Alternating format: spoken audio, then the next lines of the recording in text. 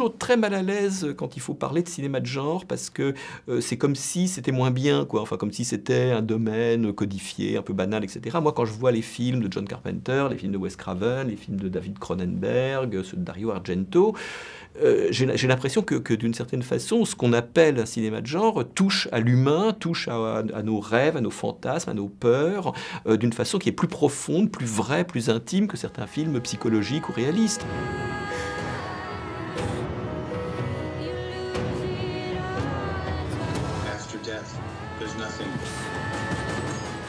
Le mot fantôme, c'est le mot qu'on utilise pour exprimer d'une certaine façon une dimension irrationnelle. Et qu'est-ce qui est irrationnel en nous? Eh ben, c'est notre inconscient. Tous les films, et en particulier ceux que j'écris, il y a la présence de l'inconscient, enfin, comme dans la vie. Ce qui nous fait peur, c'est pas quelque chose qui est à l'extérieur, c'est en général quelque chose qui est plutôt à l'intérieur de nous-mêmes. J'ai hésité, je me suis dit, est-ce que je vais le représenter, est-ce que je le représente pas, etc. Puis à un moment donné, je me suis dit, au fond, c'est bien de représenter ce que le personnage imagine, enfin, ce qui lui fait peur. Et je me suis donné comme repère un tout petit peu le spiritisme. Donc j'ai travaillé avec une designer qui a fabriquer enfin, les éléments de cette séquence-là, je lui ai donné comme référence des descriptions très précises par des médiums de ce qu'ils voyaient et des photographies spirites.